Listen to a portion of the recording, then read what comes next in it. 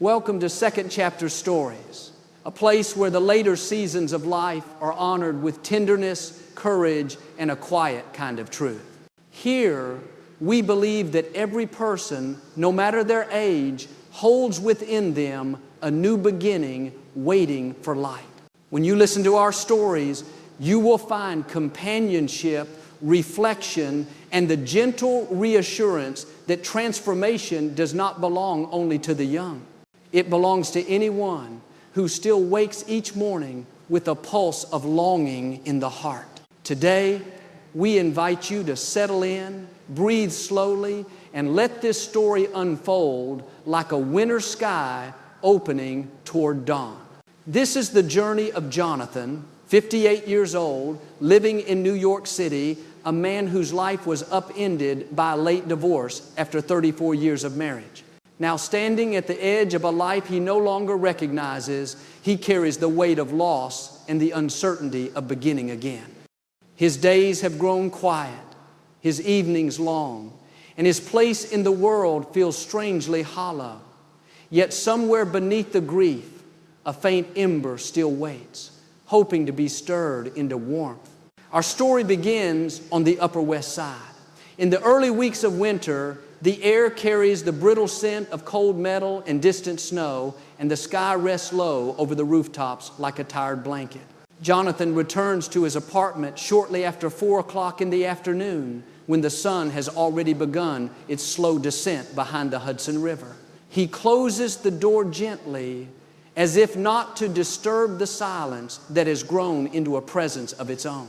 Inside, the rooms hold the muted echo of someone who once lived here with purpose, but the energy has thinned like the fading print of an old photograph.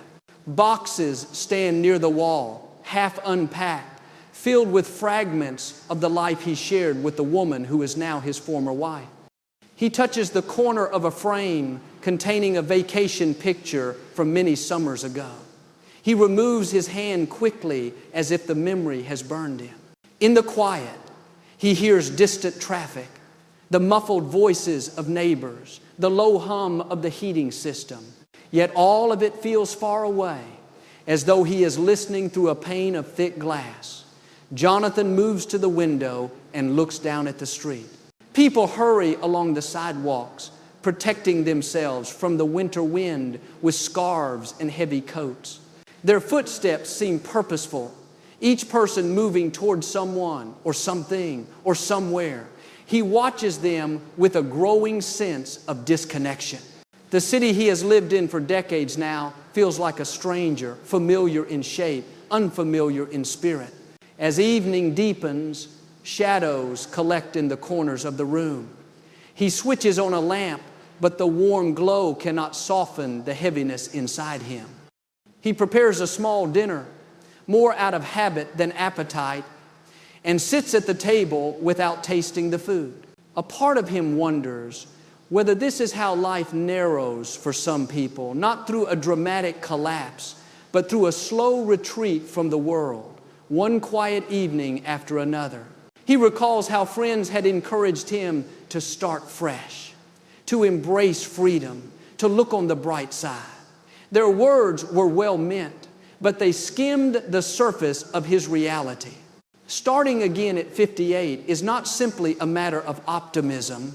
It is a confrontation with the erosion of familiar rhythms, with nights that stretch too long, with the echo of questions that have no easy answers.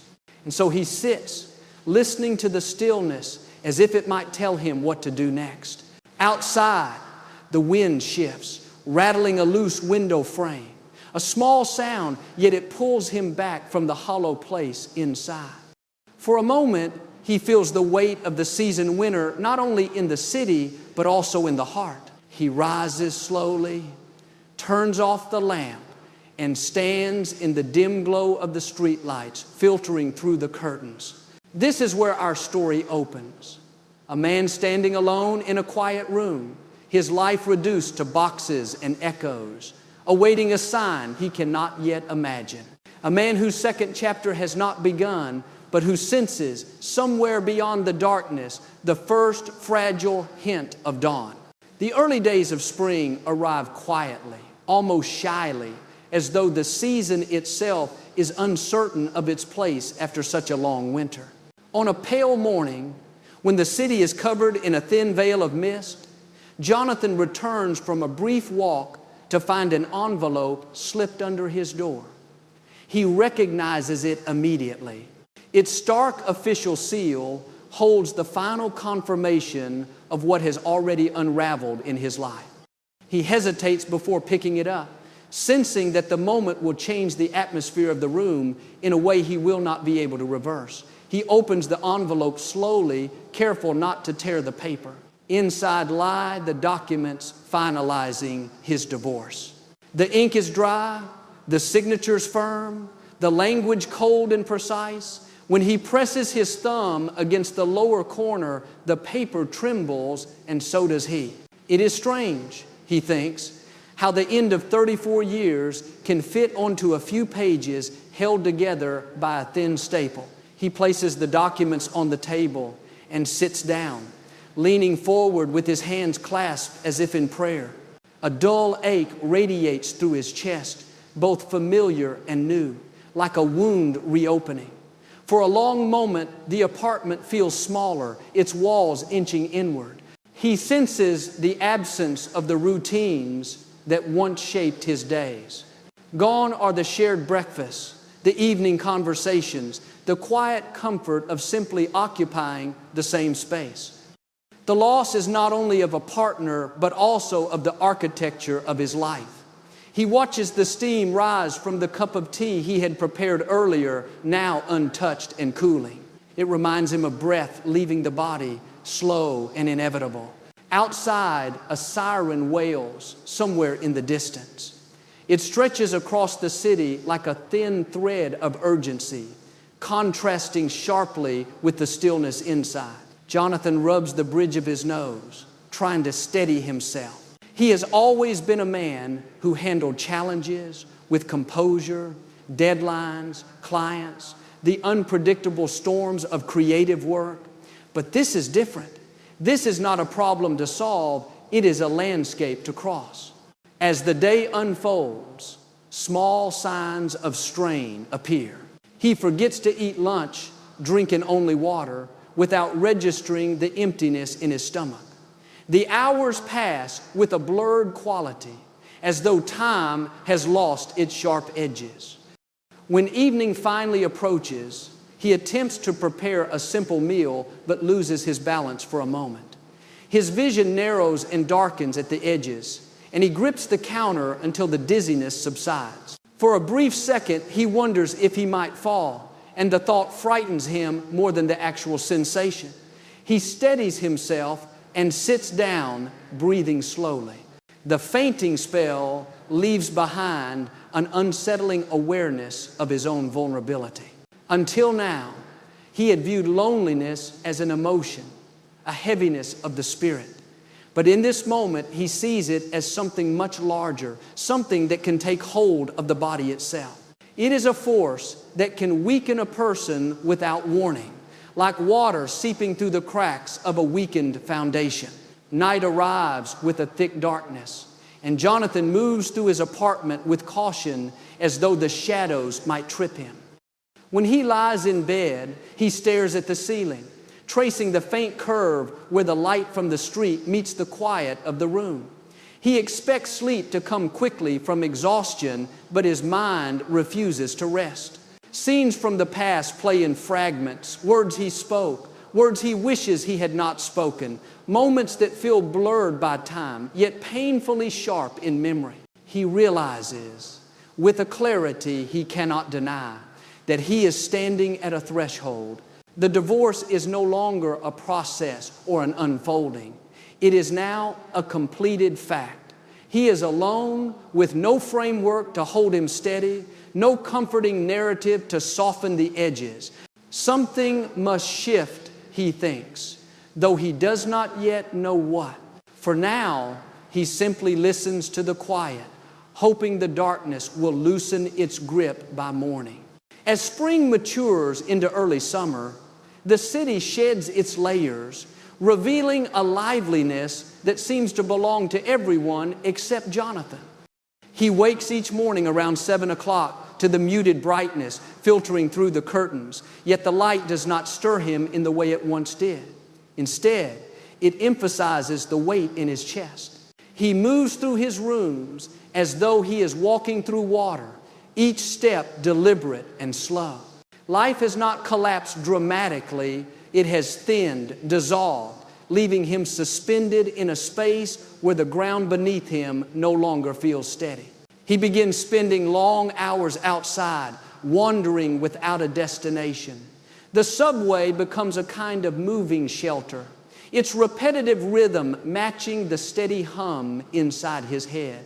He watches the faces around him, some distracted, some weary, some lost in their own worlds. In these anonymous expressions, he sees reflections of his own drifting state. He steps out at random stations, letting the flow of passengers guide him up the stairs to unfamiliar streets. The city sounds vendors calling out, buses sighing to a stop, conversations carried on the wind reach him as though from a distance. One afternoon, he pauses outside a small coffee shop and decides to sit for a while. The aroma of roasted beans fills the air, comforting yet strangely hollow. He buys a cup but drinks very little. Instead, he watches the steam rise and vanish, a symbol of how time feels to him now, visible for a moment, then gone without leaving warmth behind. He notices a group of older adults seated near the window, speaking quietly, perhaps sharing stories or burdens.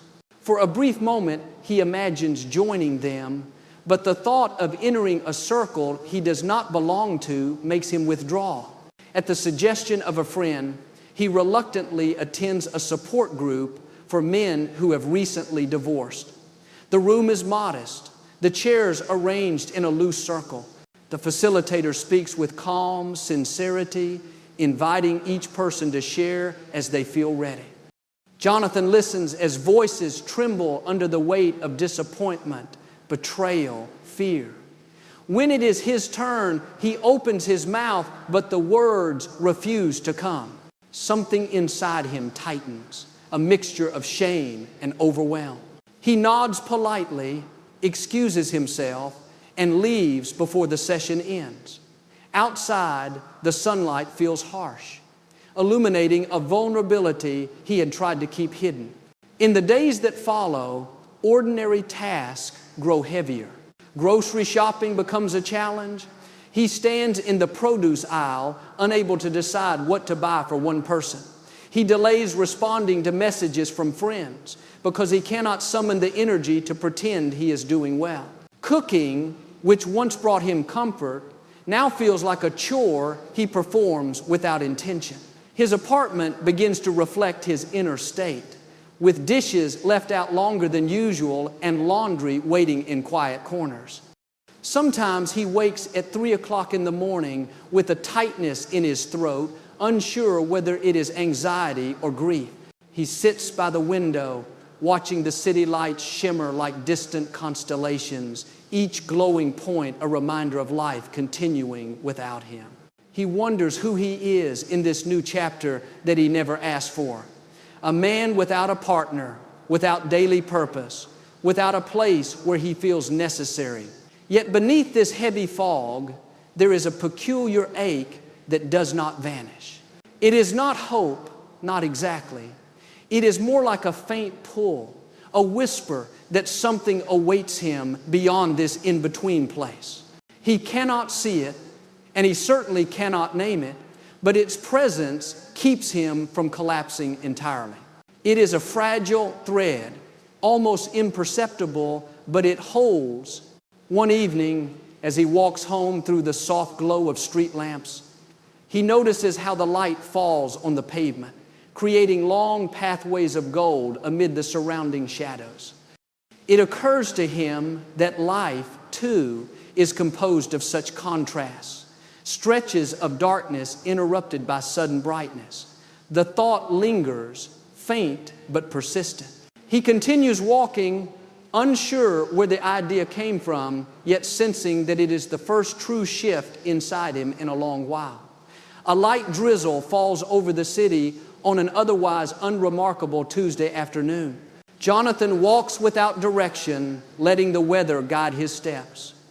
The air carries the scent of wet pavement and the faint sweetness of blooming trees.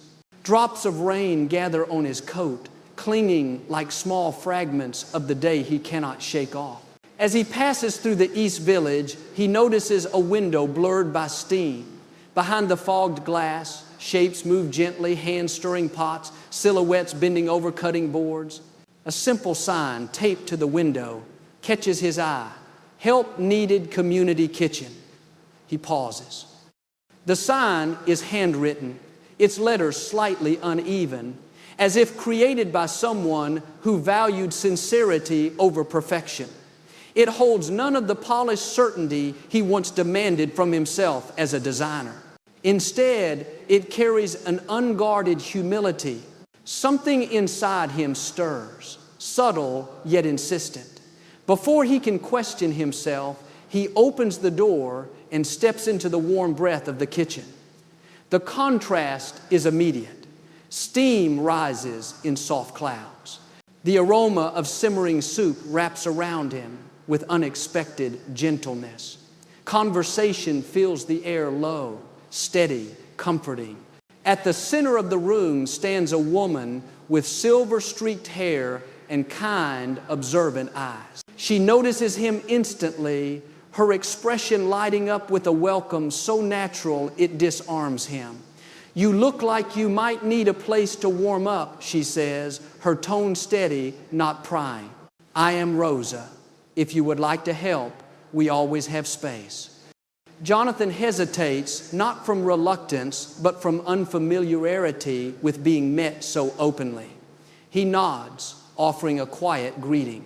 Rosa hands him an apron, guiding him toward a table where vegetables wait to be chopped. Her movements are practiced, light, almost musical. She introduces him to the other volunteers, each older than he expected, each carrying an ease that comes from having lived many years and still choosing to give. As Jonathan begins working, he notices the rhythm of the place. It is not hurried. It is not careless. It is a collective pulse, steady and warm, shaped by people who understand that care is not measured in speed, but in presence. A man in his 70s hums softly as he arranges bread. A woman with gentle hands wipes down the counters with quiet patience. Their faces reflect not exhaustion, but purpose. Jonathan feels something loosen in him, like a knot beginning to release. He concentrates on the simple motion of slicing carrots, the sound crisp and reassuring. For the first time in months, his mind does not wander toward loss or questions without answers. The kitchen holds him in a way that feels almost like memory, something long forgotten but deeply familiar. At one point, Rosa stops beside him and places a hand lightly on the table. "People often come here thinking they are giving," she says softly, "but many discover they are receiving something too." Her words settle in the space between them with the weight of truth. Jonathan does not reply, but she does not expect him to. She simply nods, as though she can already sense the quiet shift within him. When the shift ends, he helps wash dishes alongside two volunteers who laugh over a story from decades ago. Their laughter is warm, unaffected by time. It touches him in an unexpected way, stirring a small ache that feels almost like longing for a life of ease he has not known in many years. Before he leaves, Rosa thanks him with a sincerity that feels rare in a city known for its pace. She does not ask for details about his life, nor does she offer advice. She simply says, "Come back if you feel called to. We would be glad to have you." As Jonathan steps back outside, the rain has softened to a mist. The city glows under the street lamps, droplets shimmering like tiny lanterns. He stands still for a long moment. Something inside him breathes a little deeper, a little freer.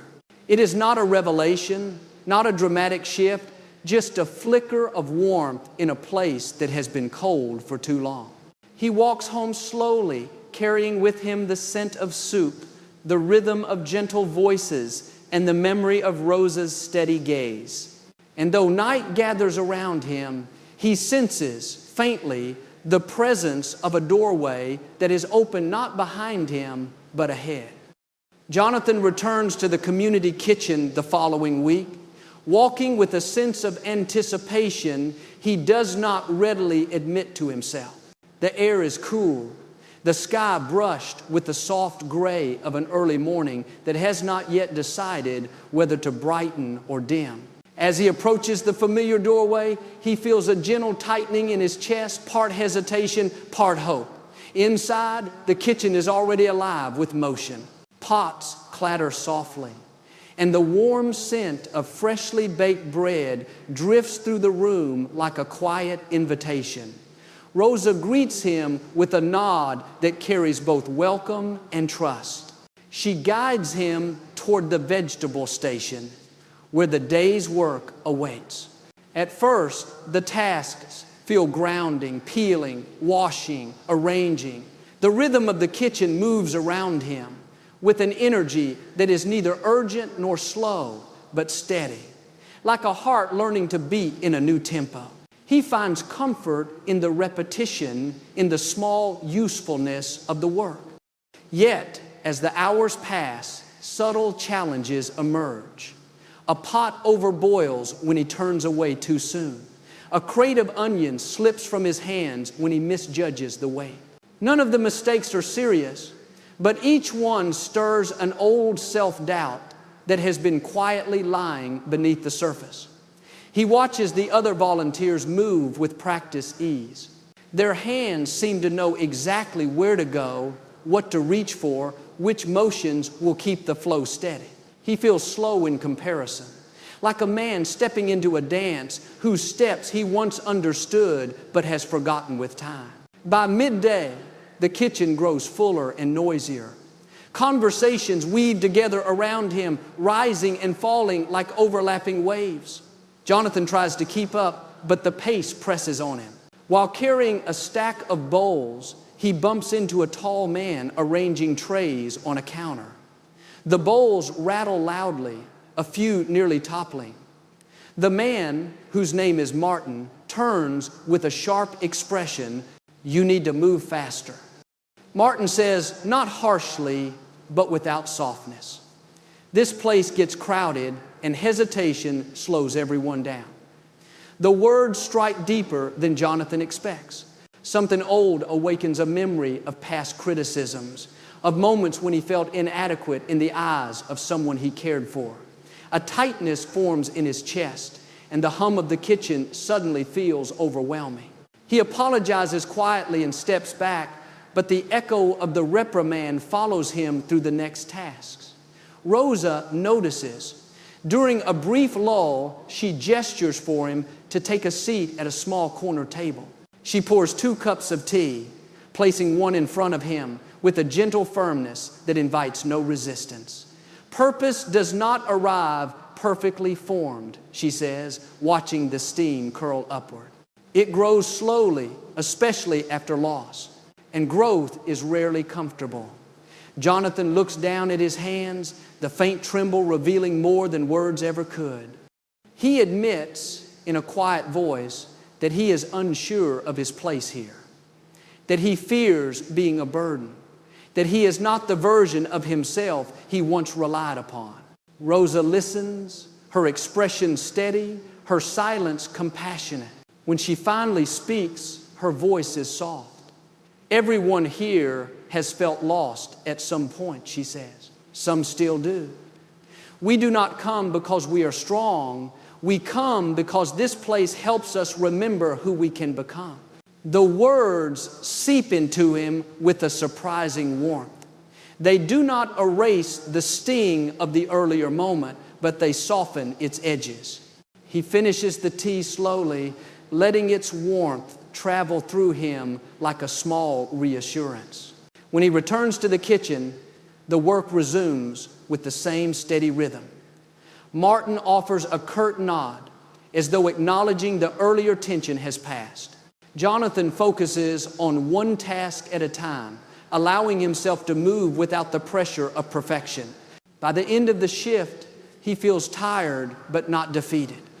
The fatigue carries a different weight, one that comes from effort, not despair. As he leaves the kitchen, the evening light spreads gently across the pavement, casting long shadows that stretch toward the street. A quiet realization settles within him. He is standing again, not firmly, not confidently, but standing nonetheless. And in this noisy, warm place, filled with steam and laughter and imperfect people, he feels the first fragile stirrings of a new strength. The final weeks of the year draw near, carrying with them the familiar chill that settles across New York as winter prepares its quiet descent. The community kitchen enters its busiest season when the line outside grows longer each afternoon and the air inside thickens with steam, voices, and the unspoken urgency of meeting a rising need. On a particularly cold morning, Jonathan arrives earlier than usual, drawn by a sense that the day will demand more of him than simple tasks. A thin frost clings to the windows, turning the light into soft silver. Inside, the kitchen buzzes with restless energy. Volunteers move quickly, setting up stations, checking supplies, preparing trays. Rosa stands near the entrance, her posture steady, but her face unusually pale. When she greets Jonathan, her smile falters. Within moments, she presses a hand to her forehead and leans against the counter. The room pauses around her. "I think I need to lie down," she murmurs, her voice strained. A volunteer helps her to a chair, and within minutes, someone offers to take her to a clinic. The moment is brief, but its impact spreads like a ripple through the team. Rosa is the anchor of this place, the quiet conductor of its rhythm. Without her, uncertainty flickers through the volunteer's eyes. The kitchen grows louder, conversations overlapping in sudden bursts of worry. A shipment of produce arrives unexpectedly, and the delivery driver waits impatiently. A pot threatens to boil over. Someone asks who should manage the service calendar. Someone else wonders who will organize the dining line. Tasks that once felt fluid begin to collide, creating knots of hesitation. Jonathan stands near the sink, absorbing the unfolding chaos. For a heartbeat, the old paralysis attempts to return the instinct to step back, to make himself small, to retreat into the quiet corners he once knew too well. But something stops him. Perhaps it is the memory of Rosa's steady faith in him. Perhaps it is the simple truth that these people and those waiting outside in the cold need more than hesitation today. He steps forward. His voice is calm, not loud, but clear enough to cut through the noise. Let us divide the tasks. We have done this many times. We can keep the rhythm. The volunteers turn toward him, surprised but receptive. He begins assigning roles, drawing on the organizational instinct he once used in design studios and client meetings. He places the most experienced volunteers in positions that require speed and newer ones where patience matters more. He directs the unloading of the produce, guiding the process with gentle efficiency. When a conflict arises between two volunteers, he diffuses it with a quiet firmness that invites cooperation rather than resistance. Martin watches from a distance at first, his arms crossed, but as the hours pass, his expression shifts from skepticism to something closer to respect. When Jonathan asks him to oversee the plating of the meals, Martin nods without objection, a rare gesture that speaks more than words. The kitchen settles into a steady rhythm. Trays are filled, counters wiped, soups ladled into bowls with practiced movements. Outside, the line moves steadily, no longer halted by uncertainty. Jonathan moves from station to station, offering a word here, a hand there, a quiet reassurance where it is needed. His body feels alive, not with adrenaline, but with purpose, an inner warmth that grows stronger with each task completed. As the last meals are served and the final pot scrubbed clean, the volunteers gather for a moment of stillness. Their faces are flushed from heat and effort, their expressions softened by the satisfaction of having succeeded despite the unexpected upheaval. Someone begins to clap, and soon the sound spreads through the room. The applause is not loud, but it is warm, sincere. Carrying the weight of gratitude, Jonathan lowers his gaze, humbled. He has not been the hero of the day. The kitchen runs because many hands chose to move together. Yet he feels something shift within him, a recognition of a strength he thought he had lost, a sense of belonging he never expected to feel again. When he steps outside, evening has fallen. The wind is sharp, but he feels none of its bitterness. The city lights shimmer against the dark sky, forming a tapestry of gold on black. For the first time in a long while, he senses the presence of a future not defined by absence, but by possibility. Tonight, he walks with a steadier stride, knowing that something essential has awakened in him. The first weeks of the new year arrive with a quiet gentleness, as though the city itself is offering a soft breath after months of cold. Morning light slips across Jonathan's apartment in thin ribbons, illuminating the modest changes that have taken place. On the small table near the window rest a few photographs. Volunteers laughing over a shared mistake, Rosa stirring a pot with her familiar calm, and Jonathan himself standing among them, his posture relaxed in a way he has not seen in years. The apartment is still quiet, but its silence feels different now, less like an emptiness and more like a pause between chapters. Jonathan sits beside the window, sipping tea that warms his hands. He watches the street below, where people cross with scarves drawn high and collars tucked close against the wind. He has walked those sidewalks many times, both in despair and in slow renewal. Now, as he observes them, he senses that he has re-entered the flow of the world, even if his steps remain cautious. He places the teacup down gently and feels a thoughtful stillness settle over him. Later in the morning, he walks toward the community kitchen, following a familiar route lined with bare trees whose branches resemble delicate ink strokes against the winter sky. The cold brushes his cheeks, sharp yet invigorating. When he reaches the building, he pauses before entering, listening to the distant hum of voices inside. The door opens and warm air rushes toward him, carrying the aroma of herbs and broth. Martin stands at the counter, focused on arranging ingredients. When he sees Jonathan, he offers a small nod, brief but genuine. Rosa greets him with her steady warmth, though she moves a bit more slowly since her recent illness. She gestures toward a stack of forms resting on the table. "We are thinking of starting a mentorship program," she says, "for those who arrive without knowing their place yet. It would not be a leadership role, but rather a gentle guiding presence, someone who understands what it feels like to begin again." Her words linger in the air like an invitation wrapped in soft light. Jonathan feels a quiet stirring, not of certainty, but of possibility. He does not answer immediately.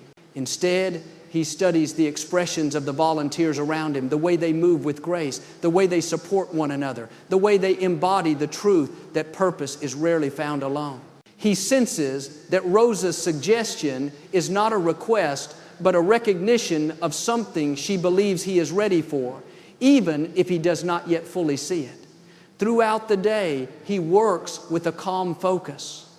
The rhythm of chopping vegetables, washing dishes, and greeting guests brings him a peace that feels rooted rather than fleeting.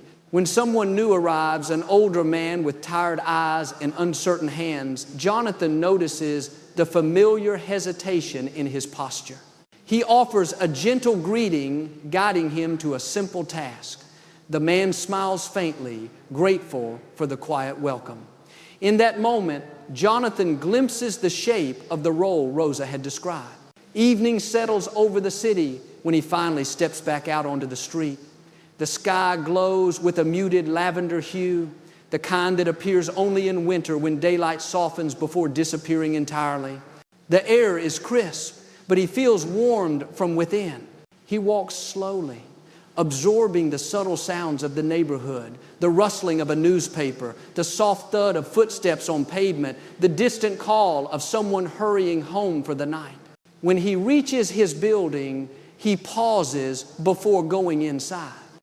The street lamp above casts a gentle circle of light that touches the snowflakes drifting down from the darkening sky.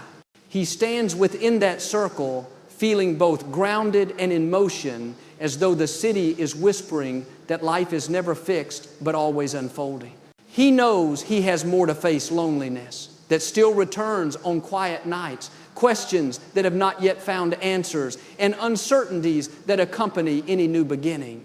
But he no longer fears the emptiness ahead. It feels wider now, less like a void and more like an open field waiting for footsteps. Jonathan lifts his gaze to the windows above, glowing softly through the early evening. A small smile forms, gentle and unforced. He steps inside, aware that the next pages of his life depend not on certainty but on willingness. And he feels with a quiet conviction that he is ready to keep walking. Thank you for spending this time with Second Chapter Stories. If Jonathan's journey has touched you in some way, we invite you to like this video, share it with someone who may need hope today, and subscribe for more stories that honor the courage of beginning again.